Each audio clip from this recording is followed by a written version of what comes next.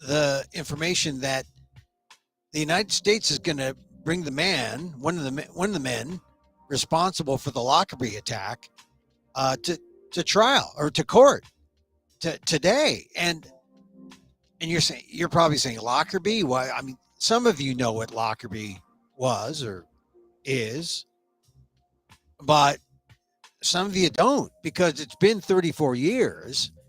And I imagine there's got to be people out there saying, "Oh, what does this have to do with anything?"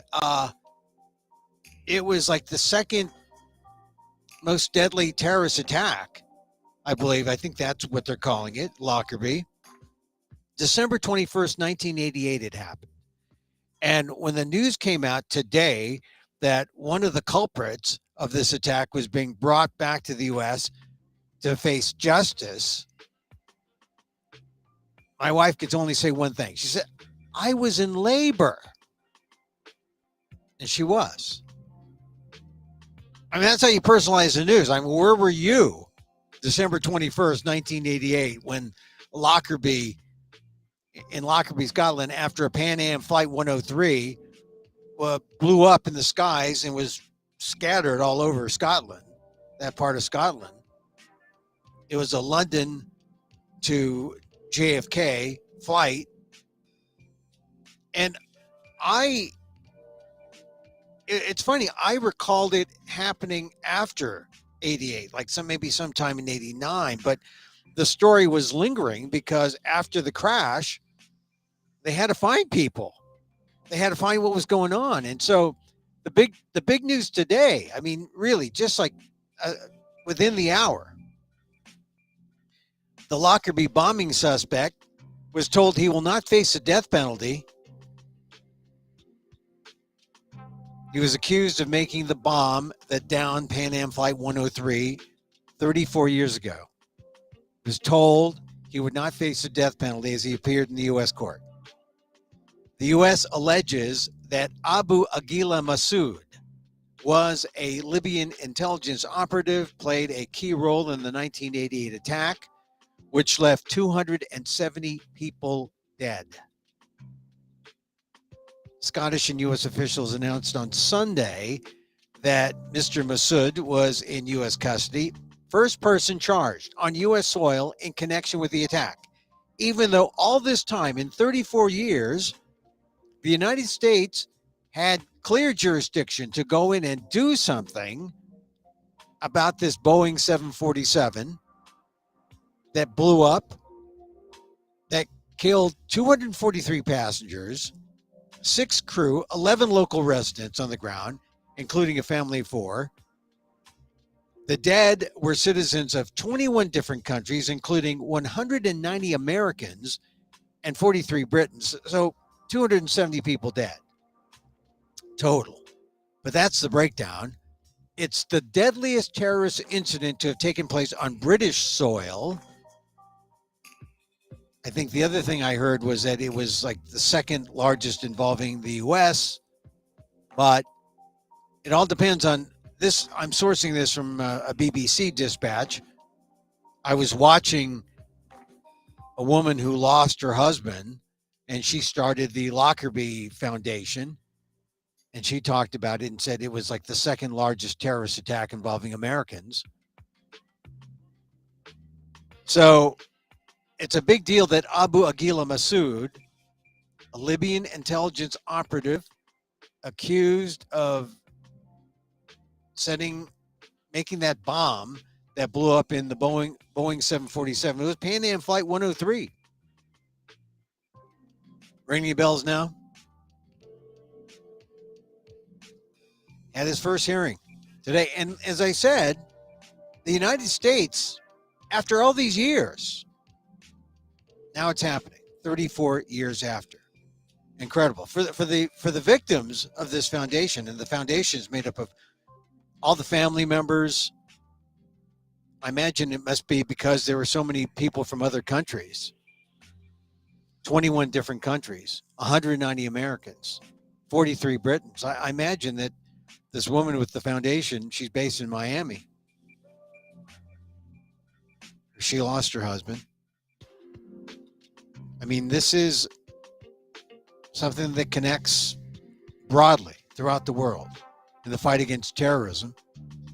The judge today elected to delay the formal reading of charges until after Mr. Masood gets proper representation. He did not enter a plea. He spoke his full name into the record, was informed by the judge that a translator was present to interpret court proceedings into Arabic for him. He was ordered to remain in custody at least until a detention hearing later this month. So, facing multiple charges, including destruction of aircraft resulting in death.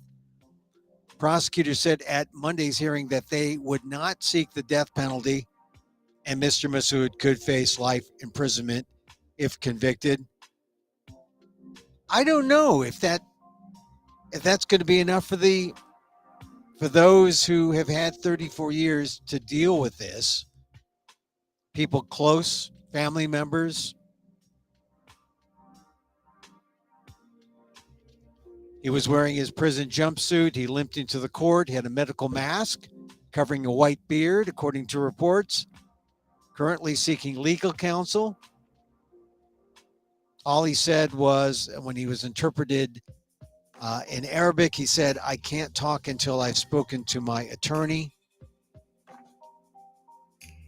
There were some family members of victims in court today. So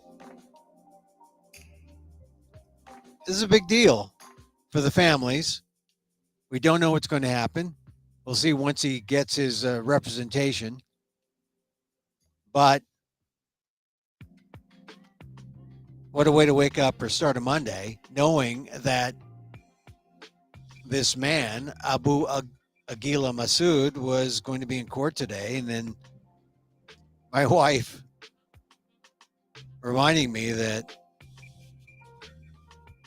the bombing took place as my wife went into labor, and we had our first child. 270 people die on that day, and we're bringing someone into the world. The coincidence of that, pretty staggering. And now 34 years later, are we safer? Are we better off? World's in a war in Ukraine. That's just the war we talk about, the war we know about. There are other wars and skirmishes around the world, forever wars. I don't know if we're safer now than we were 34 years ago. But they're just coming 34 years after that bomb. They're just dealing. That's the incredible thing. They're just dealing with the culprits here on American soil, bring him into a U.S. court, even though the U.S. clearly has jurisdiction. Politics probably played a part in not doing anything. I can see you wouldn't want to do anything so abruptly, but 34 years, my heart goes out to the family members. My heart goes out to the family members. Welcome to Emil Amok's Takeout, my takes on all things considerable. This is my version of modern day news talk. You know, news talk. People used to have news talk radio, before it was hijacked by the right wing, and I did my share of news talk radio, and it's still fun, to crack open the news and to tell the world what you think about it from a perspective of, in my case, an Asian American who's worked in media, who's worked in news, won a few awards. I mean, talking about it. Wait, Lockerbie brings me back. Like I said, my wife she was in labor. I was At the time, we're living through a recession, 1988. And what a time to be looking for a job. To show you how long ago it was, I mean, I did have a computer, but I was typing out with a typewriter resumes and letters with videotapes that I was sending out to TV stations or sending out to I sent out a tape to NPR 1988 in December. And that's when I heard It's My Christmas Story. I'm typing a letter underneath a Christmas tree in my living room in San Francisco to all these places. And every now and then I'll get a call back from someone who I sent something to. I get a call back from Vice President of NPR News, Adam Clayton Powell III. Call changed my life. And then, I mean, we didn't finish the deal right then. I mean, that's when the first call came in. And then we had the baby. And then Lockerbie hit. It was a momentous day. A momentous day. Anyway, welcome to the program. This is my takes on all things considerable, the takeout, lots of things to talk about. I mentioned Lockerbie. I want to talk about fusion. I'll talk about the Elon Musk thing in San Francisco. Dave Chappelle and Chris Rock did a show in the big Chase Arena, where the Chase Center, whatever they call it. I haven't even been there yet. I mean, I miss Oracle in Oakland. I was closer to my house. But I haven't been to Chase Center. And the Chappelle and Chris Rock were in San Francisco over the weekend. The Warriors beat the Celtics on Saturday, and then they had their big show on Sunday. And then Dave Chappelle introduces his special guest at the end. We'll talk about that. The guy who bought Twitter. We'll talk about Michelle Yeoh. I like Michelle Yeoh. You know, Michelle Yeoh she's a tough cookie. To me, she's the Golden Globes. I love her movie, Everywhere, All at Once. That movie, I love that. You know, it's like this, one of the most successful independent pictures ever, causing a lot of noise in the award circuit. Golden Globes were announced today. She's mentioned she's hot as a you know, she's cool. She's hot but cool but hot. So talk about Michelle Yeoh. We mentioned Lockerbie. Big story though is this fusion announcement. You know, and Kenneth Chang, New York Times, Asian American writer. Major fusion energy breakthrough to be announced by scientists. Researchers working with lasers at the Lawrence Livermore National Laboratory are expected to say they made a major advance that could lead to future energy sources. This is a big deal. Makes me kind of mad because, well, it happened in Livermore, really close to where I am. I didn't move to Livermore because here's Kenneth Chang's lead. Scientists at a federal nuclear weapons facility have made a potentially significant advance in fusion research that could lead to a source of bountiful energy in the future, according to a government official. Okay, so everything's being sourced through other people because they haven't made the announcement official yet. They will be. The Financial Times reported it on Sunday. But I say, you know, it's that line, a federal nuclear weapons facility. They're talking about Lawrence Livermore Lab. That's why I don't live in Livermore, California. Because, you know, you say to yourself, boy, this is a nice area. You know, housing back when we were looking in Livermore was reasonable. Yeah, but you would glow in the dark. I mean, that was sort of the joke about Livermore. There, you know, federal nuclear weapons facility. You are on the. I mean, you're on the short list. If they want to, if our enemies want to bomb anything in the United States, Livermore's got to be on there, right? So, hence, we did not move to Livermore. We did not collect 500,000 equity on any kind of home that we could have bought in Livermore in the time that we could have bought. Real estate, what can I say? Not my thing. Anyway, but it would have been a point of pride because even though it's a federal nuclear weapons facility, they do things like for the Department of Energy make this major scientific breakthrough, which is going to be announced on Tuesday. Jennifer Granholm and the White House and Energy Department officials are going to be there. And the word is that it involves the National Ignition Facility, the NIF, the NIF. That could be the National Ignition Filipino, too, I guess, the NIF. They use these lasers to create conditions that briefly mimic the explosions of nuclear weapons. Oh, there it is. See, they simulate nuclear weapons conditions. So you got, high temperatures, fast lasers, ultra fast lasers, super ultra fast lasers. And it's so secret, right? Government officials are speaking to the Times in this report that I'm relaying to you anonymously. They haven't been released to public, this information. Said the fusion experiment at NIF achieved what is known as ignition, where the fusion energy generated equals the laser energy that started the reaction.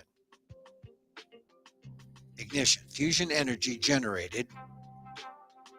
So it's generate equals the energy, the laser energy that started the reaction. So you're sending out stuff, you're sending out energy, you're producing energy equal to what you're sending out. Ignition is also called energy gain of one.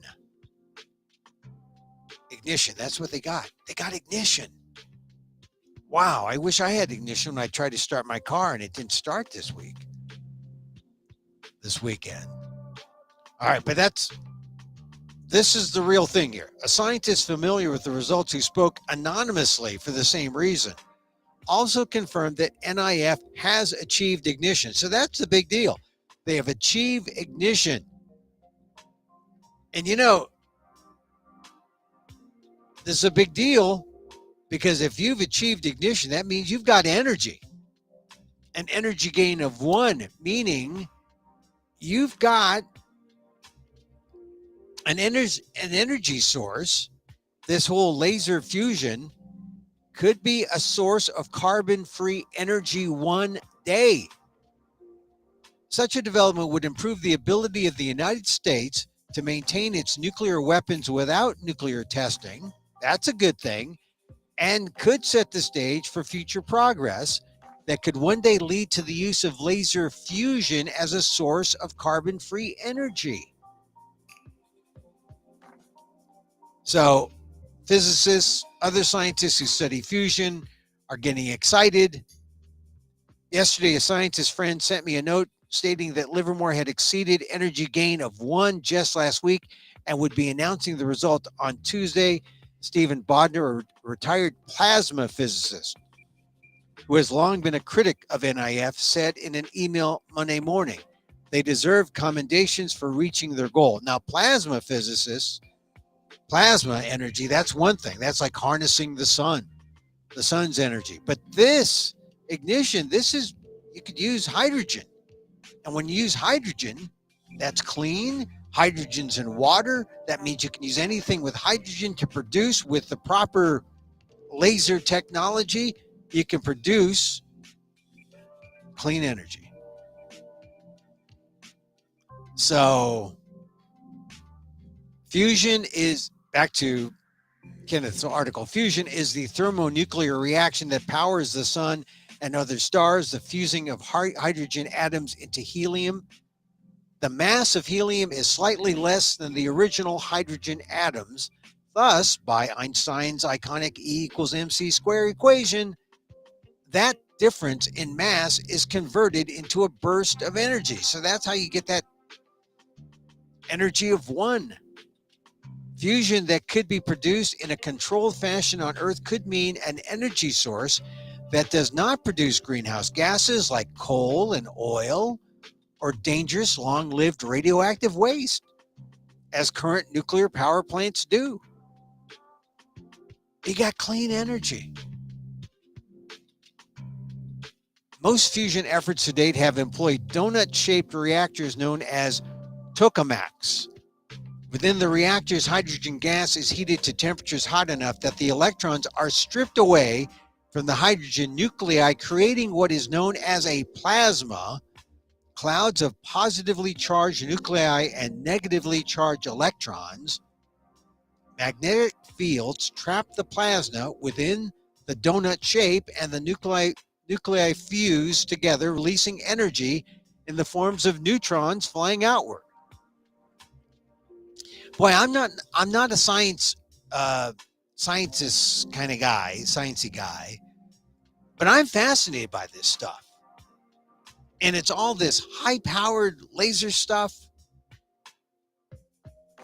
And we're talking about small things, electrons, and you can't even see neutrons producing energy. And so that's what they've been doing. But Tuesday's announcement involves a different approach for fusion. NIF consists of 192 gigantic lasers, which fire simultaneously at a metal cylinder about the size of a pencil eraser. The cylinder, heated to some 5.4 million degrees Fahrenheit, vaporizes, generating an implosion of X-rays, which in turn heats and compresses a BB-sized pellet of frozen deuterium and tritium, two heavier forms of hydrogen. The implosion fuses the hydrogen into helium, creating fusion. Anyway, I'm fascinated by this stuff. And this is all happening in Livermore. Now the capital of this kind of, well, they have ignition, right? Clean energy, potentially. It could take years. I mean, it's not like immediately this will be able to power your home or power industry. But if we can solve, this energy process where we can go to clean energy versus fossil fuels, the dirty energy, goes a long way toward dealing with climate change, issues of climate change. And they say this is the start. Still got to work on climate change issues, but they always say it depends on how we can get off our dependence on on fossil fuels. So that's a breakthrough. So that's a good news story, right? We might have clean energy. That should make you happy compared to, like if your football team lost or, things aren't going well. Hey, look at the bright side. We're a step toward clean energy, and with a little luck, it might be around before you die. It maybe. I mean, it takes time. These things take time. They take time. All right. So, talk about Dave Chappelle. The conservative media, this is their big thing about how Elon Musk was introduced by Dave Chappelle last night at the Chase Center. This is from Mary Carr Mendoza, who writes for the San Francisco Chronicle Dateline section. And I like Mary Carr. I've known her a long time. Another member of the Asian American Journalists Association. She writes, Dave Chappelle's show at San Francisco's Chase Center on Sunday, December 11th, ended with a surprise that sparked boos from the crowd as the controversial comedian pulled one last stunt, inviting Tesla and Twitter CEO Elon Musk to the stage. So it was a good show with Chris Rock, where Chris Rock addressed the Will Smith Oscar slap, cancel culture.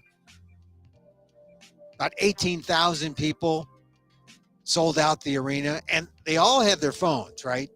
They had their phones in one of those yonder pouches, so you can't use your phone to record or take pictures. But some people apparently did. That's why this is being reported by almost everybody on the right-wing sites. Even the Washington Post had a story. Toward the end, Chappelle said, ladies and gentlemen, make some noise for the richest man in the world. And there came Elon Musk, greeted by boos and some cheers. He had a Twitter t-shirt and what looked like a Twitter work badge dangling from his front pocket. And then Chappelle said, it sounds like some of them people you fired are in the audience. Referring to Musk, after purchasing the San Francisco social media company in late October for $44 billion and quickly laid off as many as half the company's 7,500 employees. Potential, I would say, that there were some former Twitter employees there. In a video by an attendee now removed from Twitter but reposted on YouTube, cell phones and smartwatches were required to be locked up in yonder pouches. Chappelle could be seen bantering with the audience while Musk stood nearby. Dave, what should I say? Musk asked while the boos continued. Don't say nothing. It'll only spoil the moment, Chappelle replied. But during his brief appearance, Chappelle did have Musk scream, I'm a rich bitch, which is a callback to his famous Chappelle Show skit where the comedian impersonates funk master Rick James. Times like this, I think we're in a simulation, Musk said. Like, how can this be real? Old Elon, always good with a quip. He then added, thanks for letting me on stage. Are you kidding? I wouldn't miss this opportunity, Chappelle replied. The first comedy club on Mars. That should be mine. A deal is a deal, Musk. By early this morning, the SpaceX founder responded via Twitter, noting that getting booed on stage was a first for me in real life. I doubt that, unless people were being too nice in other circumstances that he found himself in. He even attempted to clarify that it was 90% cheers and 10% boos. It's almost as if I've offended San Francisco's unhinged leftists, but nah, that's what Elon Musk said. Indeed, audience members expressed mixed reactions to Musk's surprise appearance. Since taking over the social media company, Musk has fired moderation teams and rolled back many of the rules previously in place that were meant to combat misinformation. He has also welcomed back many divisive figures that were previously barred, like Trump and rapper Kanye West. Musk also scrapped Twitter's enforcement policy against COVID-19 falsehoods. My jaw dropped, Ashley Sisson-Seaman, 35, of Mountain View, told the Chronicle as she walked through the Thrive City campus after the roughly 3-hour long show. I just heard a lot of boos and a whole lot of cheers. That was ballsy for Dave Chappelle to do for sure. Ashley Sisson-Seaman, 35 of Mountain View, if I'm not mistaken, sounds like a Filipina, just like Maricar. Chappelle fans know his comedy shows are full of surprises, but the estimated 18,000 who packed the arena on Sunday didn't seem totally prepared for the kind of jokes and controversy Chappelle and Rock had in store. We're trying to do the show tonight without offending anybody. We'll try because you never know who might be triggered. You got to say the right thing or the woke police might get you, Rock said at the start of the set, clarifying that it's really selective outrage that he's against. See, that's the thing about anything these days. I mean, these are professional comedians. Now, you imagine lesser ones, and you would think that maybe the top comedians would get a pass, and people would jump on the lesser ones. But no, lesser ones, they don't care. But if you're Chris Rock or Dave Chappelle, you feel it. This is a problem. It's called censorship, if you want to know the truth. Had Chappelle not brought out Musk, the biggest buzz of the evening would have centered on Rock's comments about Smith. Rock, outfitted all in white, appeared revved up to take on the topic, calling the actor a pussy-ass mother effer. People were like, did it hurt? You GD right, it hurt. Me and Will Smith are not the same size, Rock said after less than 30 minutes on stage. Yeah, Will Smith's a big guy. Chris Rock, he's kind of a little guy. He played Muhammad Ali. I played Pookie in New Jack City. Your GD right, it hurt. Rock, who noted that people like Smith with selective outrage are the problem, then went on to summarize the drama that had been made public before Smith and his wife, Jada Pinkett Smith, appeared at the Academy Awards show. Pinkett Smith had admitted to having an affair with their son's friend, singer August Alsina, but Smith slapped Rock because of a joke the show presenter made about Pinkett Smith's bald head. It has been widely reported that Pinkett Smith suffers from alopecia, which causes hair loss. I'm not spilling no tea, Rock said to a wave of laughter. That's right, everyone was talking about it. Every DJ, every rapper, everybody called this mother effer a bitch except me. But who's he hitting? Me, the smallest mother effer he can find. Rock didn't dwell on the incident too long, but it was a moment many fans in the audience were waiting for, and he didn't disappoint. I expected him to bring that up and he did it in a way that was just very natural. Sison Seaman, the Filipina that Mary Card talked to, he did it in a very classy way, in my opinion. That was about as classy as the night was going to be. Oh, we going there tonight, Rock said. No ethnic or cultural group was spared by the two comedians, who often made callbacks to past controversial jokes about Jewish, LGBTQ, Asian American Pacific Islander, and other marginalized communities, and it seemed no topic was taboo. As it should be. Now, this is me stepping out of this story. As it should. I mean, these are comedians. They're telling jokes. And you should know that going in. Back to the story. When Chappelle addressed the night, he was attacked in May by an audience member during a stand-up performance at the Hollywood Bowl. He acknowledged the backlash he received after his comments about transgender people in his 2021 Netflix comedy special, The Closer. Do not believe that for a second everyone from that community hates me, Chappelle said.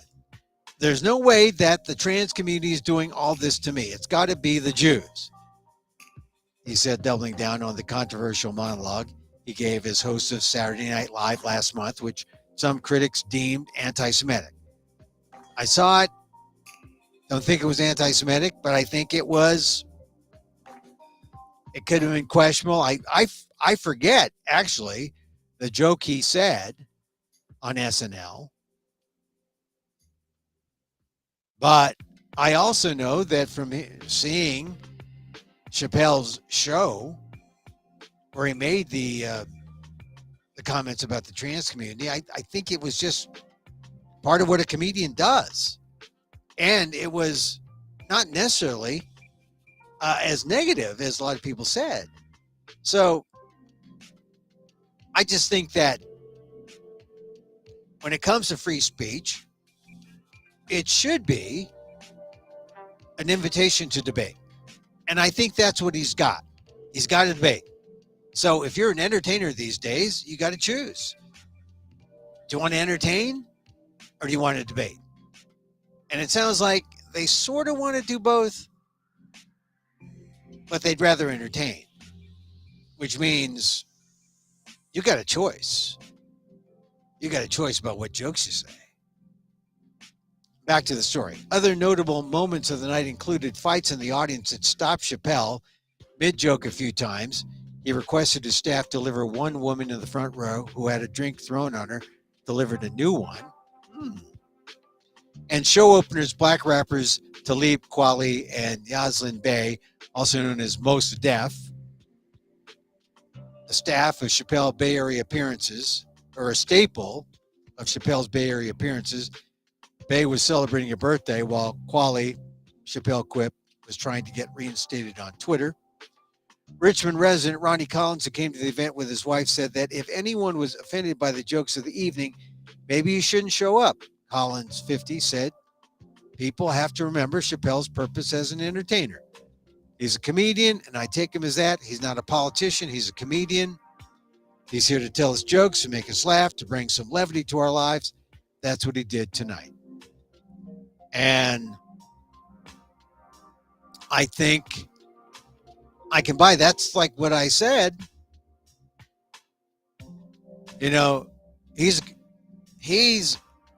a comedian. But see, comedians, they want to get into that area of commentator, which is fine. They want to make their work more relevant, more biting, more satire. That's great. And we need to remember that that's who they are. They are commentators. They aren't the politicians. Totally different story if you see Marjorie Taylor Greene say something, like she said something the other day. Like, if she had been in charge, January 6th, people would have been armed. The problem with Marjorie Taylor Greene is when she said it, that wasn't a joke. That was policy. She was commenting as a policymaker. That's what makes Marjorie Taylor Greene more dangerous and makes Marjorie Taylor Greene worthy of attack, debate attack, not physical attack, and censor. Because she is a politician who wants to have this position within the Republican Party going forward. When they get the majority, she's backing Kevin McCarthy, who wants to be speaker. That's an abuse of power. When she says, well, if I was in charge of January 6th, we would have been armed. If me and Steve Bannon were in charge, we would have been armed. That's scary.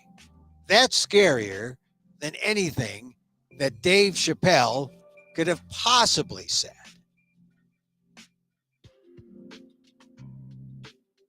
And it's even scarier than bringing up Elon Musk. But, you know, this is Dave Chappelle's thing. He tries to play it both sides. He really does. And probably because of his wealth, I imagine. But I don't know if he is quite as... I think he's taken some hits because of his willingness to be so outspoken. Because there was a time when he was just skyrocketing, and then since the trans comments and other comments, people are like they're pulling back a little bit. That's what I sense. But then he comes back strong with, ladies and gentlemen, the richest man in the world, Elon Musk, which I think is problematic, but he's using Musk. I'd like to see Musk do the right thing. Not just hire back a bunch of people he fired, but doing a lot of the things that Twitter was doing that he stopped. I think that, and I'm sort of there in Twitter, but always there in a marginal capacity. I'm not a power user, certainly. But I'm thinking about where are the alternatives? Where do we go? My default position has been to just not be as active, not do anything on Twitter. For people who are on Twitter still, there I am. They can access this program. But I think at some point we're all going to have to decide where Elon Musk is or where he fits into how much we're willing to support him. I'll tell you, I once thought about buying a Tesla at some point. Now, no way I'm buying a Tesla. No way. All right, just one more story I want to share with you because the Golden Globes came out. You'll see who was nominated, but the big surprise is that Everything Everywhere All at Once is getting the kind of attention it is, and Golden Globe nominations. Let's see, I'm going to go to my friend Randall Yip's site because he writes about AAPI actors. I'm talking about Azam News. Randall Yip, buddy of mine. And everything is really, really hot right now for Michelle Yeoh. She's joined the cast of Wicked, the Wicked movies. Really, she's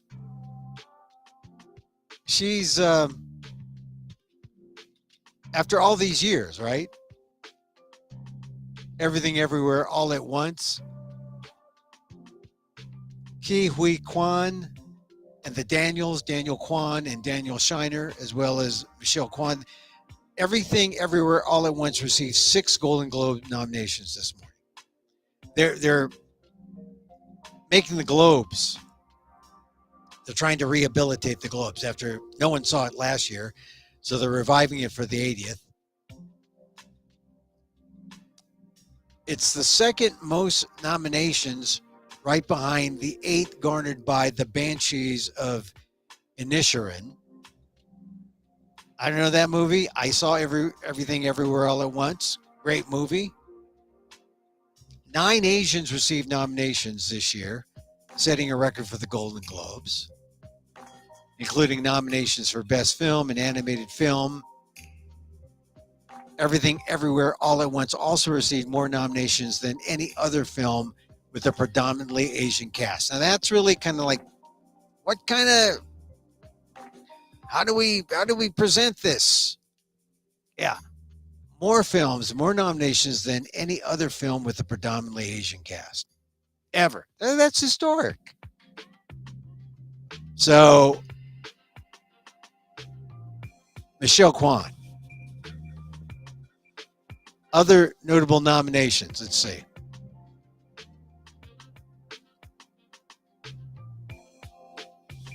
I'm just looking here. Pixar's Turning Red from Dormi Shi and Yeoh. 2 Asian films received nominations in the category of Best Motion Picture Non-English. Decision to Leave, which was South Korea, and RRR. Is that how you pronounce it? An Indian film. So, the Golden Globes will air January 10th, 2023. Beverly Hilton. I like, I always like the Globes because, the Beverly Hilton is a small hotel. I've done a show there, and it's much smaller than you think. It's very intimate, and cozy, and this will be a big deal with Everything Everywhere All at Once. Oops. Hi, everybody. Oop, what is this? Relentless 6-year. Oop, that is wrong. That is wrong. That's not my. That's not the music we want. Is that? Oh, I have to. All right, so we're going to go dry. We're going to go dry. We're going to go dry from here out.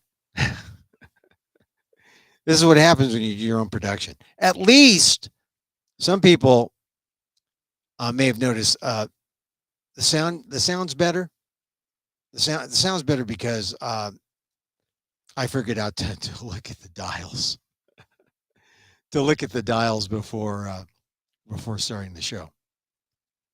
All right, I just want to say just a little something about Michelle Yeoh, because I'm telling you, She's hot. And LA Times did a piece on her today. And she says Everything Everywhere All at Once, where she plays Evelyn, the stressed out laundromat owner, trying to save an imperiled universe or multiverse and heal a frayed relationship with her daughter. She calls it a role she's been rehearsing to play all her life. And it's the first time she's been allowed to be goofy on screen. Well, yeah, when you can kill people with your feet and your hands, when you're a martial artist supreme, people don't want you to be goofy. They want you to be serious and knock the heck out of them, or they want you to protect them. But she says, hey, that goofiness comes naturally to her in real life. She didn't know if audiences would buy into the act. But, we bought into the act. She says, when I was at that premiere and I heard that first laugh, I was like, oh my God, oh my God, oh my God. They actually think I'm funny. Yeah, I can relate to that. As opposed to people laugh at you when you come out and you're trying to be serious. She said, the reporter says, Yeoh is quite the cut up, if only for the sound effects with which she punctuates her thoughts. So she does beep, beep, beep. She does sound effects. Perhaps the only thing better than Michelle Yeoh performing martial arts in movies like Wing Chun, The Heroic Trio, and of course Crouching Tiger, Hidden Dragon, is hearing Michelle Yeoh describe her moves in those movies with bow, bow, bow punctuations. Bow, bow. Well, it goes with kind of like a visualization kind of thing. Crouching Tiger, Hidden Dragon had its 30th anniversary at Telluride Film Festival this year. And yeah, I wouldn't want to mess with Michelle. You see, you get typecast. People see you as, oh, you're Michelle Yeoh, you kick ass. And they don't want to see you as Michelle Yeoh. You're going to be funny. You're going to be kind of biting. But it changed her career. She's like, big star. Everyone wants her. She says, it might not have happened if Jackie Chan had accepted the invitation from co-directors Daniel Kwan and Daniel Scheinert to star in the movie. Can you imagine Jackie Chan in that part? I mean, yeah, but well, gender is different, but you get the same fire. You're looking for the firepower, right? Which Michelle Yeoh does. So what they did when Jackie Chan said no, and this happens a lot in Hollywood, they flipped the genders. They offered Yeoh the lead. They brought in Ke Huy Quan to play Evelyn's husband. He was great. I loved him. And then Yeoh said she sent Chan a text saying, "You're lost, my bro." So now this is the revealing thing about this interview that she did with the LA Times. She says, you get to be my age, says Yeoh, who's Malaysian born, love Malaysia. Had my first durian in Asia. She says, you get to be my age and you can see it literally slipping away through your fingers because you're no longer that prime age. The worst is when people think, oh, she doesn't look like she did in her 20s, so she can't physically do the same things. What they don't understand is that I've learned some things over the years. I'm more clever and smarter in how I can sustain my stamina. I'm as fit as I was before because I know how to look after myself much better than when I was younger. Yeoh then paused, grabs the writer's arm. Older women can still have these crazy adventures, he says, laughing, letting out a whoop. If people learn nothing else from this movie, I hope it's that. Michelle Yeoh. I mean, I just think that it's true. And she's only 60. She is going to restaurants while filming projects in LA. She's going to restaurants in the San Gabriel Valley. She says, I love my wines. although she visits Szechuan and Cantonese restaurants in the San Gabriel Valley. How does she stay safe so fit? She says, before I even get out of bed, I start meditating and I do my mantra, she says. I wake my body up slowly. I've had injuries over the years, so I have to rectify them. Can you talk to your injuries and actually heal them? I'm thinking about the muscle I pulled in my lower back after sneezing the other day, says the writer. She says, it starts from within. I tell my body, I'm sorry, forgive me of all the things I've done to you, and thank you. After that, Yeoh moves to stretching, then core exercises, then, if possible, a hike. Runyon Canyon is a favorite spot. And if not, she's on the elliptical machine. I tell her I hate elliptical machines. So, interesting article about Michelle Kwan. She says an Oscar nomination for Everything Everywhere All at Once would appear to be in the cards, and Yeoh is definitely down with that, though she's more enthusiastic when talking about what making the movie did for her craft as an actor. I learned not to judge myself, she says. She begins to expand on the thought and then reverses and puts in simple terms. I learned to say, what the heck? I guess that means just to do it, right? I guess. What the heck? Is that what that means? I have stage fright, she continues. I don't do improv. I don't know how to make up lines. And I would say to the Daniels, that's your job. Just tell me what to say. And they'll say, okay, say this, but say it in 6 different ways. And they'd want me to max out on the comedic side. How do I do that? I'm freaking out, but I just trusted my instincts and went with it, she says. Scheinert says Yeoh kept any jitters hidden while making the movie. What he wants to talk about is how nervous he and Kwan were when meeting her for the first time, wondering if she'd be game for sporting floppy hot dog fingers or misremembering a Pixar classic as Rakakuni. Rakakuni. Ratatouille. Oh, that's where they have Emil the rat, right? We sometimes ask collaborators if there's something they watched recently that they really liked, Scheinert said. And Michelle answered, I just saw Deadpool 2. I thought it was hilarious. We took that as a good sign that she'd go hard. And she would tease us like an auntie would tease her nephews, Scheinert says.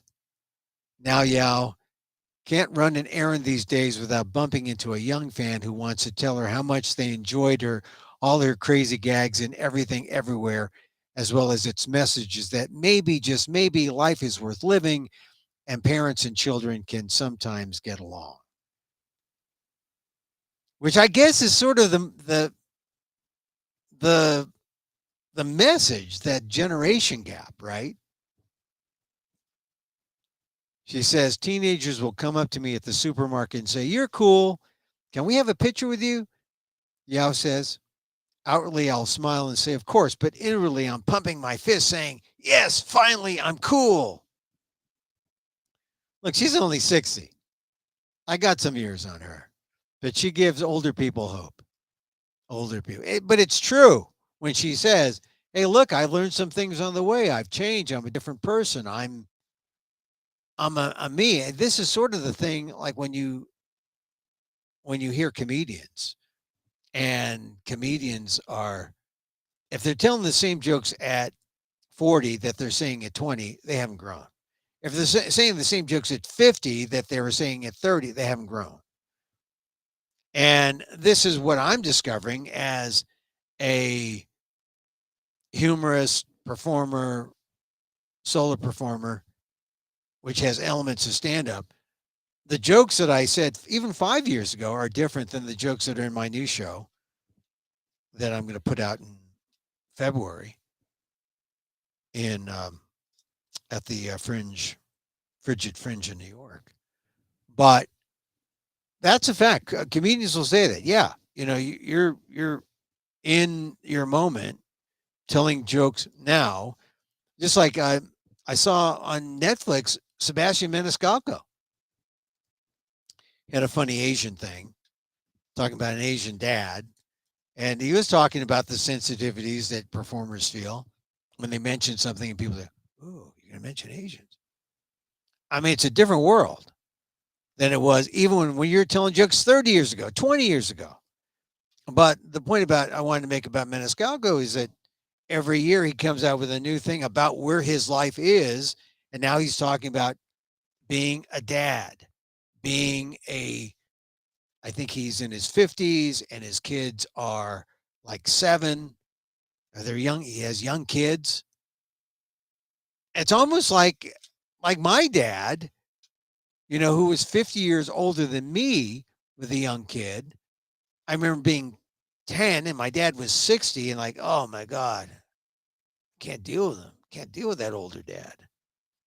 But for Asians, that's kind of a normal thing. Anyway, Michelle Yeoh. This is from the article in the LA Times, Glenn Whipp's article. Michelle Yeoh laughs at 60. Yes, finally, I'm cool, she says. And I think it's cool that a 60-year-old is so cool. Last night, I even saw a movie with Sigourney Weaver. Remember her from the Alien films? She's got the baby coming. Oh, that's no baby. That's an alien coming out of her chest. Alien. The Alien movies. That was in the 80s. But Sigourney Weaver, I think, is in like early 70s in this new movie called The Good Home or The Good House, right? The Good House. It's on Amazon. She's with Kevin Kline. Man, that was a really good movie, and it was good because it wasn't uh, an old person trying to play a younger role. It was a old person in a role that was made for an older person, which I mean it was great, really. I want to get the exact. Was it the good? She's by the way, she's 6'1" and she's 73. And what do you know? She's born a day before I was. I mean, not the same year. She's got that on me. The Good House. It is. It's a comedy, but it's more dramedy. But I definitely, if you're tired of rom coms because they just don't have enough weight, or if you're older, if you're one of the older people in my audience, I would suggest The Good House. All right.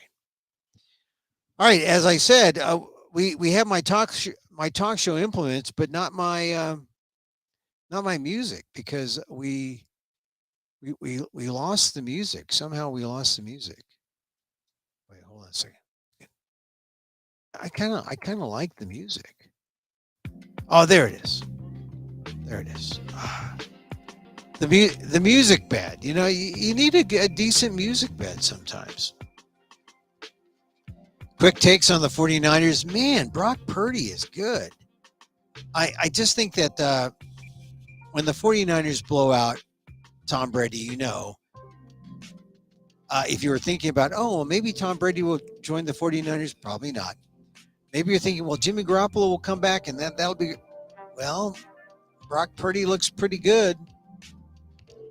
I think it's going to be a battle between Brock Purdy and Trey Lance next year, but not so much of a battle if Brock Purdy takes the 49ers to a Super Bowl.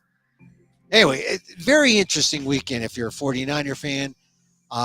As a lot of my Bay Area viewers or football fan watchers maybe.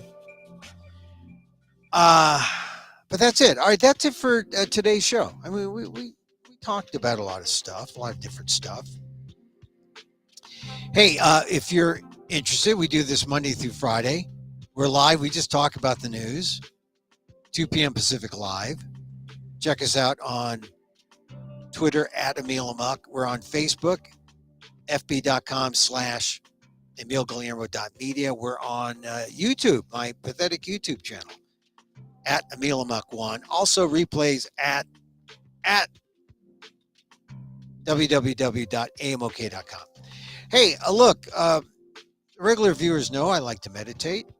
We heard Michelle Yeoh say that was her way of dealing with all her aches and pains. You get up slowly, you meditate. Meditation, doing nothing,